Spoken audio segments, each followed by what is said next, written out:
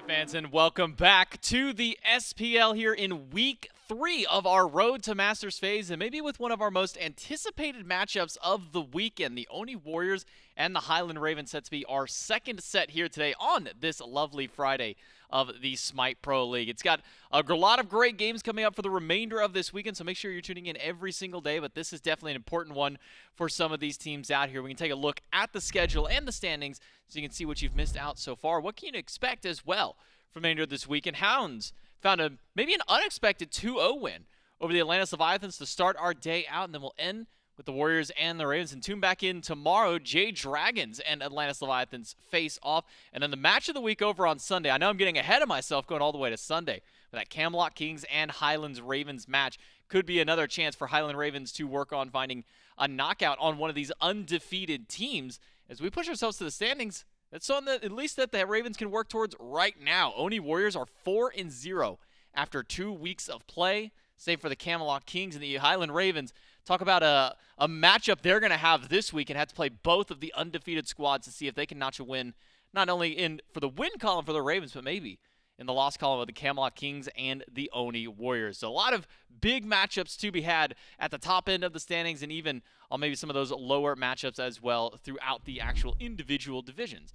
I'm J-Mac. I got Trelly joining me here on the desk to help me break this one down, because Trelly, we have got an amazing match to go through here, and one that is so important for both the Ravens and the Warriors. The Warriors still looking to hold on to their undefeated, try and go 5-0, potentially 6-0 the rest of the weekend, should they find a win here. Highland Ravens looking to be a team to knock out that undefeated column. Yeah, and I suppose if you're the Ravens, you can look at it two ways. One, we got a really rough weekend ahead of us, the two undefeated teams. Or you could be like, hey, we're going to get the best practice possible. So I imagine that's probably the way they're looking at it. Yeah, this might be the most impactful week for the Highland Ravens and maybe some of their toughest matchups yet. And going against them first off is the Oni Warriors team, undefeated so far in their matchup. And one matchup in particular, Charlie, that I kind of want to dive into is this battle of the mids, one that we saw quite a lot last year around. Now that we get to see this year, two different teams, but still the same players out there. Pegon versus Venenu, and Pegon on the Oni Warriors. I mean, this is a guy which at the beginning of last year, we were wondering, okay, how good is Pegon really? He jumped up from the SCC. How good could he be? And then he and the Dragons kind of tore it up, and then now Pegon moves over to this Warriors. Say, okay, well, how good is Pegon really with these guys? Turns out he's still got it. Yeah, it turns out he's very strong, and I think that the current meta is a bit questioning. We talked a lot about, how mid lane in particular affects how you want to play your game, and I think there's so many mages in Pegon's wheelhouse that are very strong at the moment, but also these off-meta picks that you can go to as well. Pegon still has in the back pocket. I know that this is a storied matchup, Pegon versus Ven. When he came in a rookie in the league, had some great plays up against him, and continues to do so pretty much against any mid laner currently that goes up against Pegon. I think we're gonna see some sparks fly. Right, this is not going to be the farm fest that mid lane can be. We're just gonna clear our wave and rotate towards mid game. I expect aggression. I expect red buff invades, looking for as much poke as possible, trying to force each other out, and that's the most exciting smite to watch. Yeah, I'm definitely very excited to see what Pegon pulls out today up against his opposition, Venenu, on the Ravens, and really what the rest of the Warriors will kind of build around. Because sometimes with this team, it feels like they kind of spearhead their picks and bans based off who they want to be the carry. Okay, do we want Panitom to be the carry for this team? Yes, okay, let's put him on a BaRRaCCuDDa, let's put him on a Susano, and they kind of build a draft around that. Do we want Pegon to pop off? Cool, let's get him on a Hebo, on a Morgan, and kind of build things around. So it feels like this is a team that can really diversify their win conditions, and it's something that now the Ravens are going to have to deal with, and often said by some of the players out there for the Ravens, for the Warriors, saying that this might be the toughest matchup for the Ravens up against this squad, trying to deal with some of the absolute insanity that does come from the Oni Warriors compared to what the Ravens are used to, a much more standard style of play, even despite some of maybe the more kind of off picks that Venenu has been going for in mid. Yeah, and I think that's the main concern is how did the Ravens adapt to... You don't come into a matchup like this with your normal game plan. I highly doubt the Ravens are like, we're going to treat this like any other matchup. You have to know that those off-meta picks are coming. You have to know that aggression, Panitom, Pegon are going to be W-keying at you as early as possible. And more specifically, you have to know that SOT, you have no idea what he's going to play. Yeah. You have zero idea what SOT is going to be picking in the solo lane. And you know, I think Haddix and Screammmmm in particular are going to have to figure out how they want to deal with that, because a lot of the way the Ravens like to play is that with that duo over in solo, and if you have no idea if you can even camp that lane or not, it's something to consider. So I imagine the Highland Ravens have a draft plan. They've got a way that they want to play this, whether that's getting Ven on something comfortable or waiting to see what Pegon will go to. I'm not sure, but I'm excited to see how they want to play this picks and bans, because I think that's going to be very telling of the pace, number one, and also how many kills we're going to see. Both are going to be decided pretty much immediately from picks and bans. And one of the things that we've heard from a lot of teams who have to go up against the Oni Warriors, we asked them, so, how do you fight a team like this, one where you don't know what Sot's doing at any given moment, you don't know what kind of picks that Panitom wants to go for all the time, even Pegon, very flexible in what he wants to do. And a lot of answers for teams have just been, well, we're just going to play our own game. We're gonna pick what we know it works for us. We're going to pick what we know is strong, and kind of just wait to see how picks and bans go through to maybe adjust in the draft and then their play on field. So wonder if the Ravens will make that similar adaptation to them. Let the Oni Warriors kind of pick some of their wild stuff. Obviously, you don't want to give them everything that's really good, because then you look at Venenu. I mean, we talk about how Pegon's playing, a wide range of mages, but also some assassins, some hunters.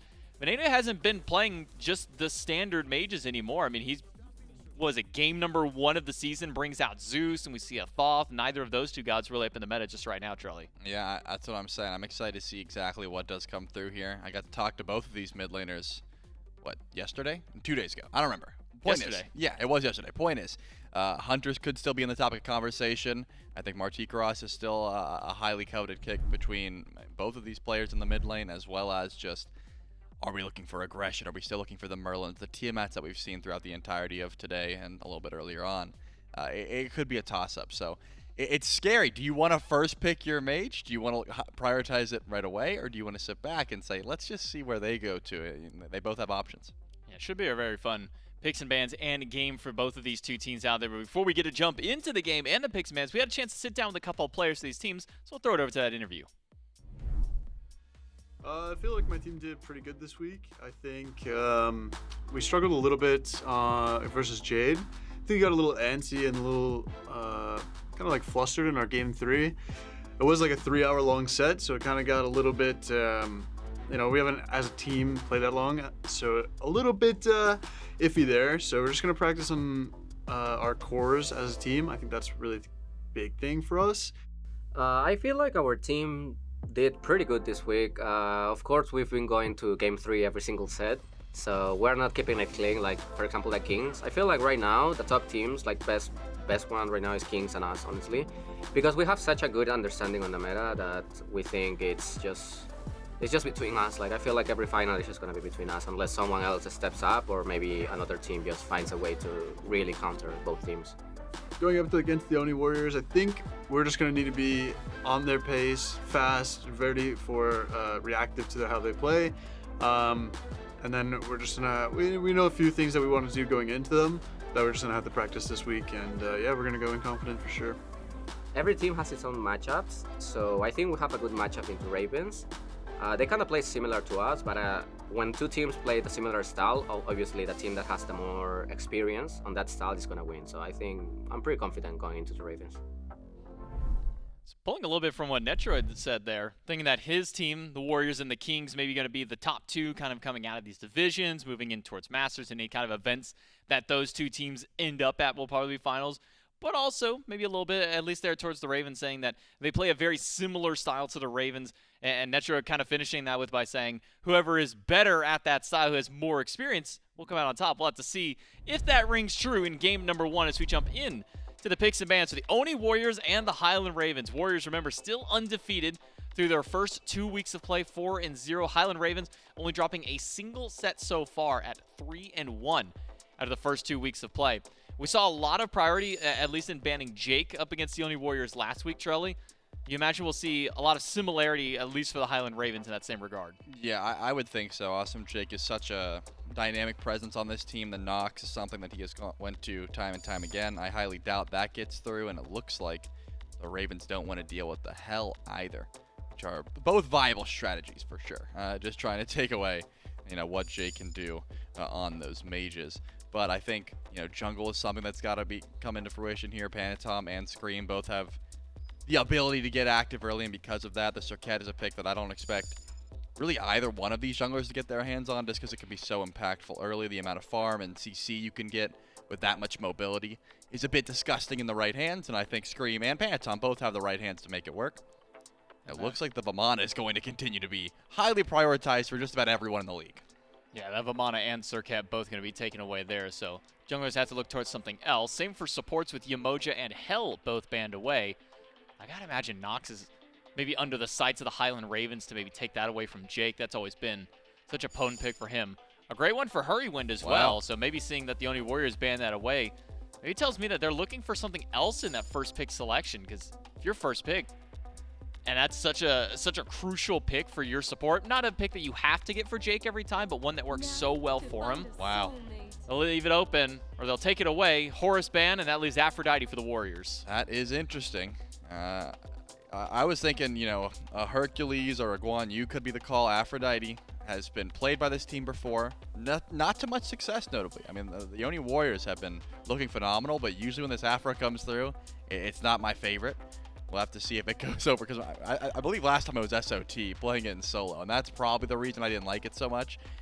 You're by yourself. Aphrodite is a character that is benefited by constantly being kissed to a hard carry jungler or a hard carry ADC, and in solo lane you can't get that value. So it's possible that Awesome Jake's been playing it and is ready for that matchup. Because of that, I expect to see some pressure on something like the Susano, something that can hard carry the game away with this Aphrodite link there for Panitom, or for even Pegon in the mid lane could be the call. But the Highland Ravens are going to focus on duo lane first. They're going to grab the Cern, they're going to grab the Terra. Just two very strong picks in the current meta. That's Sustain trying to match what Aphro does.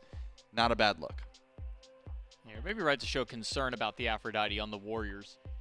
As mentioned, SOT had his one chance at it. Didn't go well. A couple of games for Jake, 50-50 on those at the moment. And so far, the only player who has found a win with this Aphrodite the few times that she has been let through so far. So we'll see if the Oni Warriors can keep up that same momentum.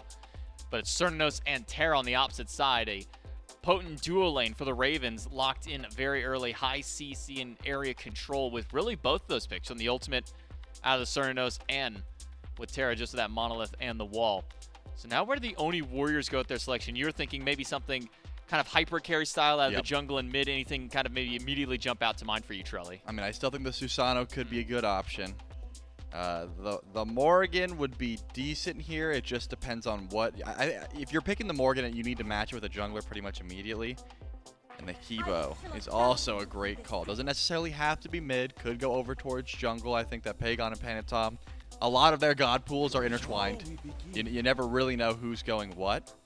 But a lot of pressure in duo lane regardless. The Iza and the Aphro, if you're assuming that's going to be the 1-2, you shouldn't be getting out clear by the Cern Terra. You should get relative easy pressure there with the amount of sustain on the Iza and just letting her step up towards the wave and face tank and use those boomerang autos to just clear the wave.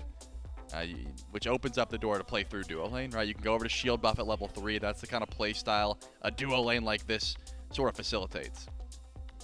Well, and Hebo may be giving you your hyper carry mid / jungle to attach to that you were calling for, Charlie. We'll see how the Highland Ravens answer back now with their duo lane already locked in. Leaves a lot of options on the table for the Highland Ravens. Mid, jungle, and solo all still need to be picked up. We've been seeing a lot of priority towards picking up your backliners in the early stages of the draft, making sure that you get your support as early as you can, as well as shown by the Oni Warriors. So maybe we see if Venenu takes his pick here before we jump into the second wave of bans. There feels like there's so many mages that you can take at this point that a couple of them being banned away by the Warriors wouldn't be so bad. Going to be seeing Haddix take the Odin once again. We believe we've seen him play this pick at least once so far this season. Was able to find a win. He's the only player in the league who's found a success with Odin so far, Trelly. Yeah, his Odin has looked nasty. But my question is always not who gets trapped in the Odin cage, because many picks do. It's what are they getting trapped with, right? What is the follow-up? So far, it's a Cern ult and a Terra ult. You know, that's all well and good, but there's going to need to be some big AoE or some big burst damage to follow up that Odin cage to really make it worthwhile, because if not, you're just missing out on some good damage. But the Odin does have a great time into the Aphrodite and the Hebo, and notably the Iza as well. It's a good interaction. She dashes out of the cage, but the damage still reveals her from that stealth and slows her immediately. You're just going to have to worry about her shredding through the cage, which she can do with relative ease as well. You got to auto it a few times. Iza's got good attack speed. You can't body block that, so could be something that the Oni Warriors don't have to worry about. But in this case, what are the Highland Ravens picking to follow up with this cage? What's going to be that big burst damage that they're worried about? And it looks like, at the moment, they're more so worried about who's getting kissed to this Aphrodite besides Hebo. Could be a Baka, could be a Susanoo, and both of those will be taken away. And both of those are picks that Panitom has been able to carry games with. I believe 100% win rate on at least one of those selections for him. Yeah, the Susanoo, 3 games played, 100% win rate. 2 games on the BaRRaCCuDDa, 50-50 for Panitom there. So taking away 2 of his best picks.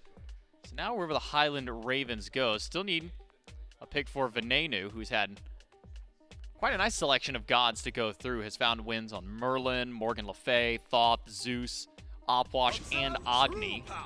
Wow. Looks like it'll be a return to the Merlin for Venenu, so his second time playing the god, at least in this season. But overall, Merlin's been doing a pretty good amount of winning. Some losses thrown into there, but such is the nature of a mid-lane selection that's so popular at this point, Trelly. Yeah, I thought this could be a decent outwash game. You do get kind of eaten by the Hebo, but as long as you're able to stay back early and just use that anti-heal to your advantage, would follow up well with the Odin cage as long as you make sure you're actually in the cage when you empty the crypts. So could have been some good follow-up there, but it looks like the Merlin plays a little bit safer. You have your Flicker to try and juke out the Hebo damage, and you're going to stay relatively safe early on. The question now becomes, what are the Oni Warriors going to pick to try and dive that Merlin, try and dive that Cernunnos? Where is their ability to kill these carries? So far, they've got the Hebo, which again, could be played in jungle, could be mid. I've even seen Sot take it, so could go over to the solo lane as of now. I think the Oni Warriors are getting away from putting Sot on these carries. It seems to be every time we speak to them, they're saying, you know, we trolled a little bit when we picked that. We're done with that. So that does seem to be the call. A Fenrir and a Guan Yu. So that tells me that probably going to be the Fenrir in the jungle, unless Pegon wants to just go Fenrir mid and try and, you know, get pressure onto the Merlin. I wouldn't put it behind him. I would not put it past him either. I'm not going to lock anything in place. But the Kali. Wow, I haven't seen Scream play the Kali in a while. This is a pick that he used to love to go to. I'm not going to say invented, but definitely pioneered the tier 2 Odibo tech where you never finish the item, but you get it just to help clear. Could be something we're looking towards. This Kali still has a great time carrying games late and has a good matchup into the Hebo. That knockup immunity goes a long way. Scream back on Kali. He's had some stellar performances of games on this pick in the past. I think back even to last season whenever he was on Solar Scarabs, having, I believe, it was a 15-5 game that he was able to really run with on a pick like this.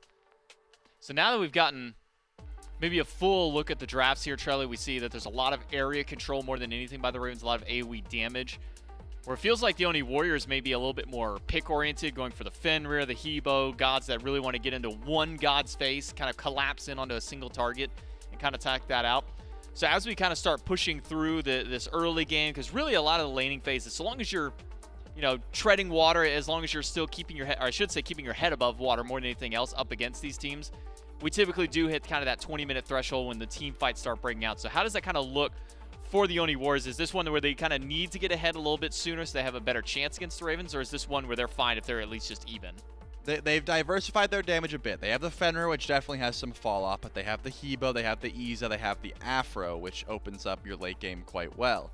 The issue, of course, is always when Kali's on the table. She is a late game time bomb. She's not going to care about Hebo too much. You just have to time your ultimate to immune the knockup and the crushing wave, and you literally cannot die. But Aphrodite has that same luxury of being able to make sure someone else is not dying in the mix. So I would say no team outright wins late game. It does get a lot easier for the Highland Ravens if they get to late, but the Oni Warriors still do have answers. It's just, unfortunately, Panitom's going to lose a bit of that value. He's going to be just delegated to a CC bot once it gets to past 20, 30 minutes. He's not going to be able to trade too much damage. He's just going to say, hey, I picked someone up. You guys finish it off. And luckily, the Oni Warriors have enough damage to finish off those kills. Yeah, there's plenty of damage there, depending on whether this Fenrir decides to go maybe a little bit more bruiser, it goes purely into damage. You always got that Hebo and the Izanami to kind of follow up for your big burst once that late game goes through. All the crazy damage that Hebo is able to do, the crits raining through for Izanami. The Oni Warriors still trying to fight to see if they can stay undefeated. If they want to do so, they've got to find a win here, or can the Highland Ravens slow this one down? We're going to jump into game number 1 with Dave and Myth. Standings very important in this set as well. Right now, everyone chasing the Oni Warriors, the Highland Ravens hoping to keep pace. Oni Warriors could really build up that gap with the win here. This is a big conversation piece, Smith. You were off celebrating your birthday yesterday, going crazy. My life is a movie. Now that your brain is fully developed. At 25. At 25. That's right. This is what you get. This is it. Your mental fortitude right now, your mental capacity, that's it. It's all downhill. And we get to talk about the Oni Warriors and the Ravens with some of that newfound capacity. Wondered if this would be a Ravens team that would finally unseat either the Warriors or the Kings this weekend. Those are the two Highland Ravens matchups. God, tough week for the Ravens. Brutal weekend for the Ravens. Could be a great weekend. It's a prove-it type of weekend, I think, for a lot of the teams here in this league. Now you're 3 weeks in. You got a lot of data behind you. Still one where you're favoring the Warriors just because of history, but should end up being a close matchup. I really like the composition the Ravens have come up with here. You've got smart counters to individual pieces of the Oni Warriors. Feels like Haddix in particular is going to be a major keystone for the late game team fight on the Highland Ravens. You can completely stop the healing from both Jake and SOT. Both are really susceptible to the cage, cavalry charge, wall, he's stuck. You know, Jake has to auto 5 times, and supports don't exactly build up a whole lot of attack speed. And even Pegon, to a certain extent, that crushing wave, a bit telegraphed in late game team fights. It's pretty obvious when the Hebo decides he's taken too much damage and it's time to return some. A wall like that could really separate that fight. So the Oni Warriors, I think, probably put a little bit more onus on the early game. Get used to hearing me say that, though. Oof, Panitom. Really, maybe one more auto, or if Brutalized just had a bit more damage behind it. Could have gotten first blood onto Ven. These are a couple of picks the Oni Warriors love. You look at a Fenrir, you look at a Hebo between Panitom and Pegon, especially the 2v2 early in lane. Clearly on the same page with these couple of picks. Yeah, I like to call Fenrir the god of give me a lead, and Hebo the god of I'm going to keep this lead, right? So Fenrir very good at getting things started up in the early game, facilitating these lanes. It's not as if he falls off entirely. In the latest portions, maybe you're not using Brutalize as often, but you've got the auto attacks to make up for it thanks to Seething Howl. But give your Hebo a lead, nobody wants to step up to him. It's a tough task already to shut down the god of 4 ultimates. Tougher still if he's got a lead. Some scrapping in duo, but maybe enough sustain here that it's going to take a rotation from one of the junglers to make something happen. Panitom, in the meantime, rotates right. Scream in tow. Ooh, in the fight over the cooldown buff. Goes to Scream. Jumps in, steals it away right at the last moment. Haddix a stun away from a little more damage into SOT. Jungle matchup, Myth. An interesting one. And Scream with the ever-menacing Blessed Scepter start.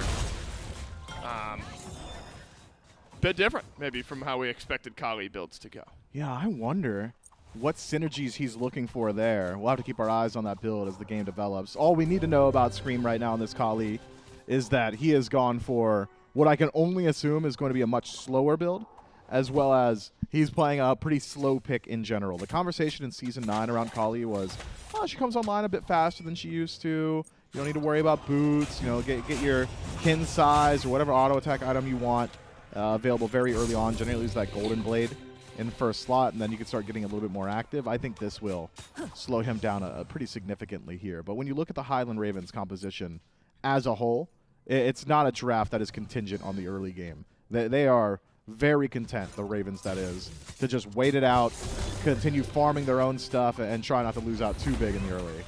That is a successful purple buff invade, but will it be successful for much longer? Ven is rotated out of mid. He's got fire for Jake. BaRRaCCuDDa's got to dash forward, and when you're going to attack an Afro, sub-level 5, you know there's no undying love around the corner. And that is not something the Oni Warriors are immune to. Great, we've stolen the purple, but we've done too much. Ven has rotated over and helped out the Ravens with first blood. That's a great rotation from Ven. Caught me off guard. We've got the bird's eye view. I had no idea. He was already on path to make it over towards that duo lane. A very telegraphed invade by the Oni Warriors, and it takes them a good deal of time with Hurriwind slowing them down around that purple buff. Allows the opportunity for Ven to make his way across the map. Meanwhile, though, Pegon able to shove a couple of minions into that tier 1 tower should make up the difference of the assist that Ven had gotten for himself, and maybe even a bit of an experience lead for this Hebo. Though, when you take into account the compositions, you want to see more from the Oni Warriors at this point. 300 gold behind, not exactly where they need to be. Nope, saw Panitom active in the 2v2 in mid. Not much sense then. Netrioid dashes away. Izanami, of course, can clear waves quickly thanks to the piercing autos. Also able to turn and dash away. And you've got an Aphrodite in lane with you, so sustain, but mainly safety with that Undying Love. With this Kali, Vital Amplifier is the pickup. We've seen a lot of CAD Club picked up over in the solo lane, Myth. And so it's really that attack speed and basic attack damage. What?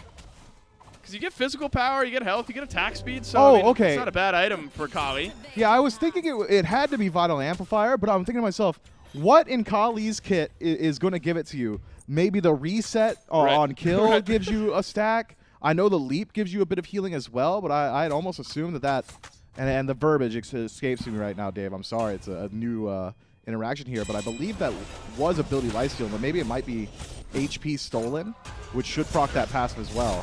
Find out. Scream wailing away as Sot caged in and waits it out long enough. And so Sot will be A-okay. And for now, SOT lives on. That is a scary threat, though, Myth, over in the solo lane. Haddix, specifically against this Guan Yu. You throw down a cage, and there could be enough damage once Scream starts to get some extra itemization online to make life a bit more scary for SOT. For now, he'll end up living, and a slight lead is built up for Scream out of the jungle. It's time for Panitom, though, Myth. Got Jotun's a little extra CDR. It is time for this Fenrir to find his impact. Yeah, but when you look at who the Fenrir is going to get active on, BaRRaCCuDDa's got an immediate answer to Brutalize. The Bramble Blast going to cancel that one out, and it's pretty easy to aim. Brutalize, not exactly a sneaky ability. You know exactly where he is and where he's going to be. Ven with the Flicker can break the Brutalize as well. Hurriwind, not only self-peel, but peeling for allies with that stun. Kali as well has a really smart answer. Haddix takes a little bit more time to charge up that Gungnir's Might, but still certainly a stun. Doug, actually, can you get a look at the ability order here from Panitom? I wonder if he's even elected to max out that Brutalize. And he has. Yep. So perhaps we'll find some opportunities soon. It's the most damage output you can get from Fenrir in the early game. But often when there are so frequent answers to Brutalize, we'll see Unchained or maybe Seething Howl the priority. Panitom seems unconcerned, so I'm excited to see what he's going to do with it early on. Got Blink and opportunities. Now, the game is stabilized despite that early kill for the Highland Ravens. But again, you've talked about how this is maybe the game plan that they don't mind. A team that has really found its identity, it feels like. Pegon. A little damage from Hurriwind, who's rotated over towards mid lane. Just need to give this Hebo some time to scale up. The Ravens seemingly, Myth, a team that has found a bit of an identity. We were wondering if this would be Bolts 2.0, you know, if they're going to fall prey to very similar losses that we saw from that Bolts team. No, it's been a lot more active, and a lot of it has been through this guy right here, Scream. Dark Portal used from Netrioid, sends a silence towards BaRRa. Awesome Jake, ever so patient with the Undying Love, holds on to the ultimate. The Ravens continue to apply a bit of pressure over on the left side, but still just the one kill to show for it. Dave, I'm going to be completely honest with you. This always scares me. When you say I'm going to be completely honest, I'm always worried. Be worried. I didn't hear a single thing you said in the last minute because I'm still thinking about Scream's build right now. Does Lash, the lifesteal that you get from Lash, does that proc the Vital Amplifier? I know the Leap does, and I'm certain the Ultimate does, but those are so inconsistent. You're not getting the full value, are you? It's got to be the Lash. Your guess is as good as mine, Myth. Panitom will trade nothing for a kill onto Hurriwind. He'll get it for free and nearly invade successfully the purple buff. BaRRaCCuDDa is able to secure that one. That's a good grouping from the Oni Warriors. Hadn't seen much life from this team. It had felt a bit piecemeal. Everyone kind of off on one different lane from one another.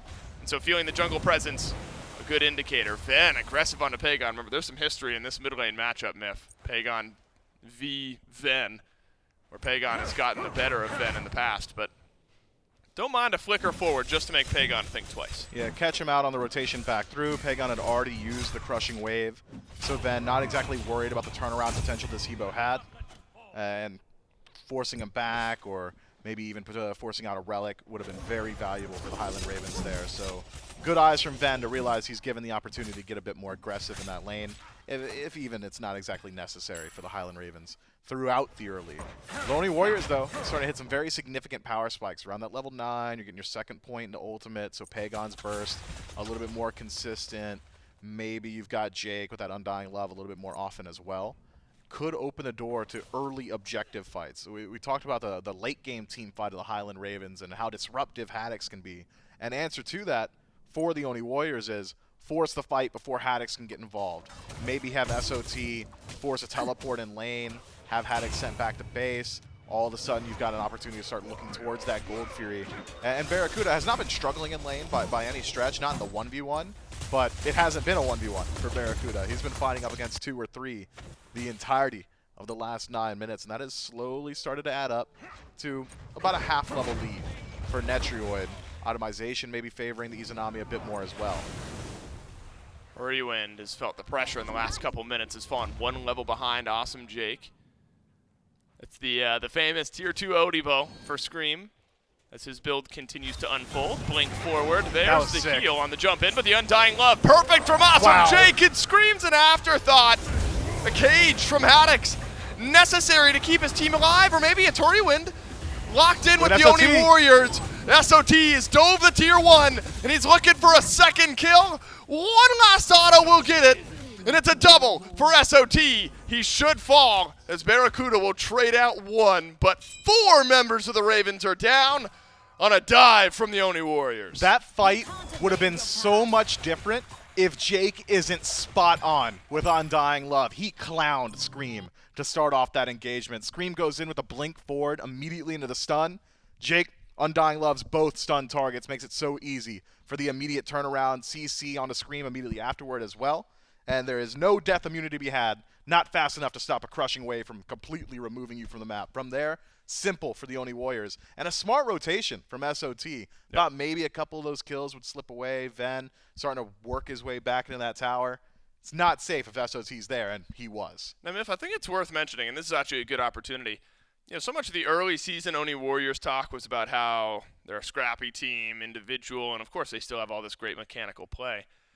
It's a team, though, that doesn't just draft chaotic, wild team comps, right? This is still a team that in the last couple of weeks has showed us pretty consistent, general good team fighting drafts, and I think that's a really good moment right there, where it's still a scrappy, instant mechanical type fight, where Jake is really on it with the reaction. But I think the Oni Warriors team, while they are capable of these individual 1v2 solo man type plays, they've also changed the identity a bit. I think this is a team that can play very cohesively and aggressively as a unit, and I think that's a good team fight as an example.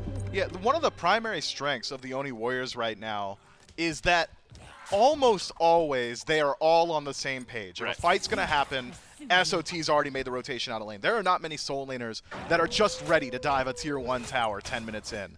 SOT is that guy. There are not many people that are able to build synergy, you know, with a support and jungle or a support and duo. So often we say, wow, this duo lane is really good together. That's where they want to play. The support and hunter generally stick together.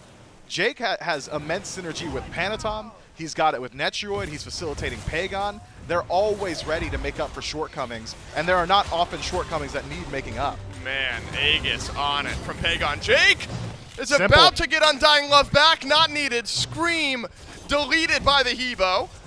Now Sada's just going to continue going forward. Ven needed every ounce of peel from Hurriwind, and he got it at the pivotal moment. Gold Fury a moment ago got picked up by the Oni Warriors. Pyro traded out by the Highland Ravens. But this is where the concern starts to build. Things starting to get a bit messy. You're 2,500 gold behind. 5,000 experience behind. A lot of that in jungle, mid, and support. All of it. And it's really the 3 levels between Hurriwind and Jake that's making the difference. Yeah, Jake's been around for a good long while in this mid lane, has been soaking up a lot of farm, but because he's making impact plays while he's there, It's not as if he's just taking waves from Pegon and that's the end of it. It's setting up Pegon, keeping him alive, facilitating Panitom, all the while soaking up some of that farm. So you see it reflected in mid. Now 2-level lead for Pegon over Ven, and that is an incredibly scary thought. Beads not available for 30 seconds, but nothing to fight over for the next couple of minutes means we could see the game piddle out a little bit, slow down, or potentially, and if the Oni Warriors have their way, continue their signature pace of, all right, no neutral objectives, let's start working on the permanent objectives. Group up to go some of these weakened tier 1s. Maybe that duo lane, a good place to start. Yeah, make no mistake. Oni Warriors still a very fight-heavy team. I only mean that it feels more calculated rather than at that kickoff tournament where it was the Wild West, everyone running it down. You're right, Myth. Could be an eye towards his tier 1 Look tower. at that grouping. And Net takes a whole mountain of damage, but BaRRaCCuDDa is in some trouble here.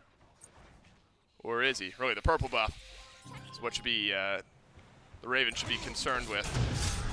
Zada's had a good last couple of minutes as well. Lotus Sickle added into the build, not something we always see Guan Yu pick up, but certainly synergize as well. And we got a couple of them. Awesome Jake also has one. So lifesteal and then utility for both the healers. Oni Warriors group up, take down the tier 1 tower. And now it gets awkward, Myth. I mean, the Ravens fine with stalling the game out. But now that you've fallen behind and the Oni Warriors start to build up some momentum, wondering how you have to play it. It's if they can keep it, the Highland Ravens that is, if they can keep it to this 3,000 or so that it is just now for the next 7 minutes, you're fine. 3,000 realm of acceptable losses, experience definitely the more important of the two resources at this point. It's this next round of neutral objectives that is going to be incredibly important. I always say 5,000 gold's that red flag of, oh no, what are we going to do? That's like nearly an item for everybody, about 1,000 each if you want to say it's split evenly. So you're getting like a tier 1, tier 2 item, something like that. That's when the fights start to lean heavily in favor of one side or the other. So I think the Highland Ravens need Haddix involved in this next fight. They need him involved very early on, and he's capable of doing so. Has already upgraded to the heroic teleport, blink as well to get into that back line. Has sacrificed a bit of his build to upgrade those relics, though. Only the 2 items for defense, which means Pegon's going to have a field day given the opportunity to make contact with this Odin on the other side. But if Haddix can get a cage onto Jake or prevent SOT from using that cavalry charge or catch Panitom on Ragnarok, could really, really slow down the Oni Warriors' roll. Because the last couple of team fights that have gone the Oni Warriors' way have been counterpunch, and the counterpunch comes swiftly. Oh, you've stuck around too long, stun in a massive burst. Prevent that first wave of massive burst. Maybe the Oni Warriors might fumble a bit. Now's the time to see how the Ravens answer, because the next round of neutral objectives are here. No one picked up the phone. There was no answer. And Panitom will end up going back and grabbing the Runic Bomb, and Oni Fury will be here. Luckily for the Ravens, you're able to deal with Oni waves pretty effectively at the 15-minute mark. Boy, you can't afford to do, especially with the burn, and we know the aggression the Oni Warriors play with. If you lose a fight anywhere near Fire Giant, Oni Warriors on the same page that they could immediately turn into something like that. So maybe you're okay if you're the Ravens, just giving up this Oni Fury, but 4 men from both squads on the left side of the map. Mids can rotate over pretty quickly. Panitom has picked up his pace a bit. Hasn't had to do much really as far as initiation goes. Helped out in some fighting a few minutes ago. That said, a couple big power spikes hit now, Myth. Scream and BaRRaCCuDDa both adding kin size. That item in a very strong spot right now. And it looks like Netrioid having to use the beads over in mid. Small bits of wins here for the Ravens, but can you turn it into a fight? You know, I actually really like these kin size from the Ravens. I don't like the positioning from the Ravens, though. This Fury just going to go down. No presence once more. And the Oni Warriors extend their lead just ever so slightly. But the kin size, I think, on both Scream and BaRRaCCuDDa smart, because it's not just SOT who's tanky. It's not just Jake. Panitom as well has gone towards a defensive path. Yep. And Awesome Jake's going to make one of the 2 squishies, Pegon or Netrioid, a tank as well, thanks to the defense shared from the Kiss. So that means you really need the HP shred. Everybody's probably going to be around that 2,500 mark in the late game, so you're going to get the full value of that kin size, that passive scaling, depending on how much max HP your opposition has. So I think very smart from the Highland Ravens. The only issue is you're sacrificing burst into a team that has a whole lot of healing. So if it's a lot of consistent damage, it'll probably be healed up very quickly, and that's not even going into the inherent synergies of Guan Yu and Aphrodite. You have the heals from Aphrodite, then Guan Yu heals, of course, so 2 sources of sustain. But Guan Yu is also reducing Aphrodite's cooldowns every single time, bringing even further healing to the rest of the Oni Warriors. This is potentially one of the most annoying comps you could play into, because it's not just, okay, well, they're healing, we need to make sure our first wave of initiation works. It's they're healing, and also Pegon might one-shot somebody when we go in. Yep. Very difficult to find your opportunities into something like this. Pegon's got his percent pen rolling. Rod up to Hoodie, Charon's coin, some flat pen with the Deso. Already seeing nice damage out of the Hebo, and far and away.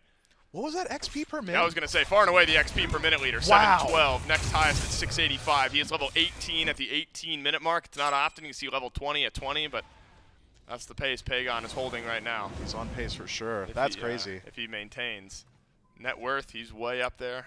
I'm looking for the Merlin. He's 1,000 gold behind, which, you know, That's generally objectives. couple of tiers of items. So he's just been just a farm machine. Pegon has gotten himself into a really, really strong spot. Ven just a level behind, but the XP per minute's a nice mark. Nearly 10,000 damage for Pegon as well at the 18.5-minute mark. He'll easily cross 10K in the next fight, provided that he is not insta-deleted. Pegon, Jake, they're rotating over towards right. Scream provides 10,000, the 10,000 player damage threshold to Pegon. And now it's this rotation myth of neutral objectives that the Ravens need to be concerned about. A Pyromancer's here. They did not show face around the Pyro or the Oni Fury last time. They're going to have another opportunity around this Pyro and this Primal Fury. But I'm not sure I'm getting the indicators that the Ravens are super keen on fighting. The risk here is that Netrioid has spent a lot of time out of lane, and BaRRaCCuDDa given that time to farm up. Need to make something happen on the right side of the map. Pyromancer nice, and BaRRaCCuDDa does not keep up his pressure, so no threat to tier 2. SOT, though, he needs help. SOT actually kind of pins himself back beneath the wall. No Undying way. Love from Jake. It's on it again. No. Then Sot not only lives, but gets the kill. Jake has just stuffed the Highland Ravens time and time again this game, and the Oni Warriors have 2 runic bombs to add to this Fire Giant pull. Hurriwind poked out a bit by Pegon. Fire Giant down to half HP, but the Highland Ravens, they are just not on this side of the map. Sot has gone left and kept BaRRaCCuDDa on that side. Pegon is zoning everyone out, and the runic bombs are on FG, and they're going to get used to confirm FG. 20 minutes, and the Fire Giant right there for the Oni Warriors. Man, Jake has just been playing different recently. That was perfect execution. SOT gets the beads off BaRRaCCuDDa. Should be able to make his way out. Teleport out of Haddix. Maybe a team fight here. Sot. Polymorphed. Yeah, Ravens, you're baiting yourself into a fight. That's not Writing's good. got to be on the walls. Brutalize out from Panitom. He's a tank. And it's just Hurriwind who falls. But a private that just ushered the Oni Warriors to the left side of the map. This team is so effective at grouping. And you're right, Miss, staying on the same page. And those are the type of individual play moments where Jake, in an Undying Love, it's perfect. Sot then goes left, baits in a few members of the Ravens. Those are the individual moments that then bring about the team fight moments. Yeah, the pathing from Sot in the cage to buy as much time as he possibly could have. The timing of the heal from Jake, literally frame 1 of the cage dropping. The shell timing, just miserable for Scream on the other side, who's got to be thinking to himself, finally, a pick.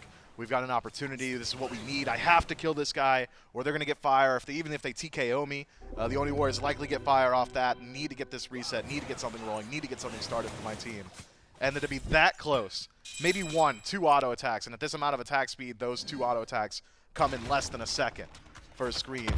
But still not enough to secure that kill, thanks to the phenomenal peel from awesome Jake. I mean, this Aphrodite has just been on point all game. And you were right. You mentioned it earlier, and I agree. Jake has just been playing differently this year. Feels like found some synergy with this squad. No defense. 2-1 right. Looked really, really strong alongside his Oni Warriors teammates. Triple root out of Hurriwind. Jake is in the cage, but there's an Undying Love on the other end. That's what Aphrodite gets you. And the left side Phoenix is down. Ven has to flicker away from Panitom, who picked him up in the Ragnarok. And Sod will hop off the horse, and it's going to take Panitom jumping in to clean up the kill. Now it's Scream with a chance to fight. Oni Warriors stick around. Oh, Pegon levels BaRRaCCuDDa. And this fight goes on. Hurriwind somehow grasping to life. Got the movement speed. And just needs a bit more damage as chasing Pegon. it. He's going The underneath juke? the Phoenix and a double kill from Pegon. And nearly an insta-gib onto BaRRa. 1 Phoenix down and 3 members of the Ravens for the Warriors. That is ideal for Pegon there. Water Spout knocks you up in the direction that you are currently traveling. BaRRaCCuDDa stepping forward for just a second, gets knocked up around the corner into the crushing wave combo, which puts Pegon in range to chase out Hurriwind. Just perfect from the Warriors. This is where the Warriors have won a lot of games. It's when the defense goes too far. The Highland Ravens have stepped up and eat their Phoenix. My goodness, Scream takes the water hands to the jaw. And the mid lane Phoenix also falls. Oni Warriors not making any mistakes here. They will back away. They are happy with the bounty that they've gathered, and it's left and mid Phoenixes. And another mountain of gold to go back and spend. And the timing of it as well. Fire Giant buff just wearing off. Pyromancer on the respawn, so your next Fire Giant should be a little bit easier to acquire with another Runic Bomb in pocket. And the Highland Ravens will have no reprieve. Every single one of mid and left waves going to be enhanced to the Oni Warriors going forward. So many teams immediately reset here, Dave. So many teams, after grabbing these Phoenixes and grabbing the Pyro, head back to base. Not the Oni Warriors. They're not going to give you any time to breathe. They see a pick. They do see a pick. It's on to Haddix. Fire Giant's going to spawn here in 20. He's out. Luckily, the cage from Haddix is well placed. And Haddix has enough CDR that the cage should be back. If a big team fight were to break out. The Oni Warriors will not insta-pull the FG. You know, when you look at the average game time across the league, it is a bit longer here in Season 10. However, it feels like the Oni Warriors are constantly pressing that metric. This is a team that likes ending these games in the 25 to 30 range, which is, 5 or so minutes. Call it 1 less FG, it feels like, than the rest of the league. And the Ravens have just not been able to keep pace. Yeah, I won't speak to the literal speed of their games, but I will speak to the pace of play that the Oni Warriors have established. So often it's get a kill, get a resource, an objective, a permanent objective, a neutral objective, doesn't matter. Go back to base, spend that gold. That is the traditional SMITE, just PEMDAS, right? That's the order of operations for so many of these teams. The Oni Warriors are always looking for one extra thing. You'll see it frequently. Oh, we got a kill, we got a Primal Fury. I think they're going to step up here because they think we're backing to spend up this gold, and they get a little bit more on top of it. And if they slip too much, the enemies, that is, if the Highland Ravens get picked, all of a sudden it's, well, we don't need to go back to base. It's a 5v4. It's the speed of play and the frequency of questions asked that the Oni Warriors are just ahead on. Pegon is doubling up everyone in this game as far as damage. Panitom, he's overstepped. Phantom Shell used. Oh, and the last bit of that Phantom Shell gets Panitom out alive. You got a Merlin on defense if you're the Highland Ravens. That always feels good. Pegon, nice double knock up. And he actually goes forward. Oh my god, Ven thought he was backing away, but Pegon flips it and sends Merlin right back to base. Now there's the Oni Warriors. They've got sustain. They can hang out around this right side Phoenix a bit longer. Do not have minion waves in mid or left and may need to reset. Now SOT has teleport, could come back pretty quickly. Instead, resustain. I mean, why head back to base? The Oni Warriors, they're back at full fighting strength just about. Only SOT weakened. Keep your eyes on the Hebo. That's going to be the last bit of this fight. There he goes. Scream goes in, and Pegon turns it. Scream stunned. Pegon crushing wave for the Rampage. Hurriwind outside of Phoenix range, though. Utility now down from the Oni Warriors, and everyone but Pegon's got to keep this fight going. It's Netrioid still on the map. And it's Fen, Hurry, and BaRRa defending the right side Phoenix. 3v3 on the right. Fire Phoenix minions. weakened. Runic Bombs available to the Oni Warriors. You're right. Fire minions in base. Whoa, Panitom, he's blinked forward. He's got Fen, and Netrioid's on a killing spree. And Netrioid trading autos with BaRRa, but Awesome Jake steps forward and blocks the autos. You're right. Runic Bomb in the back pocket of Jake, not needed. Panitom with the Brutalize onto Hurriwind. Won't get much. Mid Phoenix will respawn, and it looks like the left side Phoenix just went back down to fire minions. And so that is completely reset. And these death timers are long enough, and there's enough sustain here. The Warriors are going to be able to drop their third bird, and the Highland Ravens are going to be defending the next FG with all 3 Phoenixes down. SOT's made his way back. Could turn this into a pick. Scream on respawn. Will try his best to maintain the base, but only gets those minion waves off. Dave, I don't want it to be lost because it was a small play, but it was incredibly impressive. it's Panitom who goes forward. I believe it was a blink forward to get the Ragnarok pickup, right? But he's at 20, maybe 30% HP, tanking up the Phoenix. Immediately off blink, Jake uses Undying Love to immune all damage returned, as well as the Phoenix Fire, while Panitom is just dragging his opposition out of that Phoenix. I mean, that has got to be a practice play. That's not something you're coming up with on the spot. That is incredibly clean. What's the response to that? I mean, he's literally faster than you. He's now immune to damage. He's immune to CC, and he teleported in front of you. I mean, I've said it maybe 3 times this game, and I'll say it again. Just miserable for the Ravens. Yep, that's how it feels right now to play against the Oni Warriors. You know, on the waiting room, there's only game 1. There's a long set. So I'm gonna try to avoid a Funniest future, fight to be played. Right, I'm gonna avoid future chaos here in this set, but this was always the threat when we didn't think the Oni Warriors were gonna lose this weekend. We didn't know if they were gonna lose against the Ravens. It's because it feels like they can just outpace their opponents. Scream. Does have jump? No does way. have ultimate. Yeah, but Sot's got cavalry charge. Uh-huh. There'll be a stun, awaiting for Scream. And the question is this now an opening for this game just to end?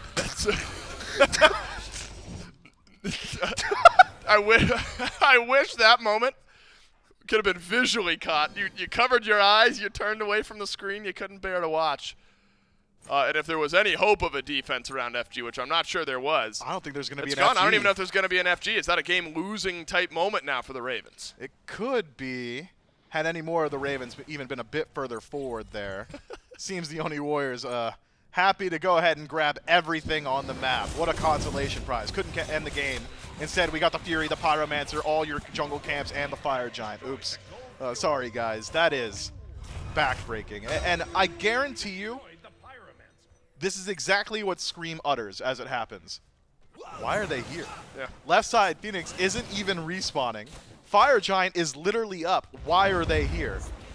The question being asked is the answer itself, because you had no idea. That's right. The Oni Warriors just catch you with your pants down and left into the freest pick of their lives. Scream. Pick that Vital Amplifier first. Unfortunately, his vitals have been 0, and you can't amplify 0 any more than that. The Highland Ravens have lost their jungler a few times. 1 and 5. 1, 2, 3, 4, and 5 in the death column for all the Highland Ravens, and then BaRRa has like a normal positive KDA, but been a difficult game. 15-6 in kills, and the gold will cross 10,000 after this FG. And what's worse, it's enhanced. In the moment that the Oni Warriors pick it up, at the exact 30-minute mark of this game, Fire Giant turns enhanced. Left side Phoenix clinging to life, but Oni Fire minions now ushering in the Oni Warriors. Could be looking at the last few moments of this game. Yeah, right side Bird spawning shortly. Oni Warriors will start there. They've got 3 bombs in pocket. But is it not the Bird? They just step forward. Just drop them on the Titan. I mean, Might work. You can clear, the runic bombs. It's worth mentioning. The Ravens can deal with the runic bombs, but if your eyes turn towards the bombs, then the Oni Warriors just have, the actual god damage that they're looking to do. Jake steps forward. Why wouldn't he? Titan down, just above half HP. The Warriors have dominated game 1. Netrioid's got a dash away. That was 2 of the 3 runic bombs used at the end. I didn't even get a chance to call the Titan siege. The Oni Warriors, I don't know if you call it quick work, but do some work here in game 1 against the Ravens. I mean, I'd call it quick work. It might have taken them a little while to actually end the game, but everything they did was on such an expedited pace. That looked like DHL next day shipping to me, man. That is absolutely ridiculous. I love this brand of SMITE that the Oni Warriors are playing. It is bombastic, it's emphatic, it's enjoyable, it's fast, it's high octane, and clearly it's hard to beat. And look, it's a 30-minute game, which again is right on pace with the average across the league right now, but it's a 30-minute game where every second of those 30 minutes feels like it's filled with some type of activity and some type of moment. And it's a bunch of micro calculations turned into big moments, and that's what the Ravens weren't able to keep up with here in game 1. Ravens a very talented team, a team that's good at adjusting. We'll see how those adjustments take place in game 2 after this.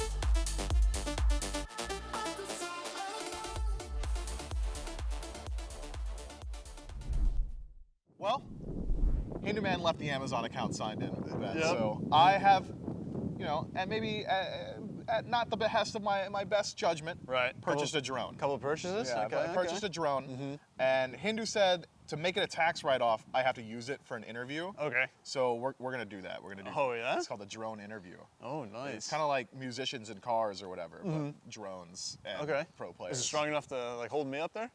I fly It's around? not that kind of drone. Nah. Okay, well that's not even what drone is. All right, all right. Let's just take it up. Okay, okay. Let's take it up.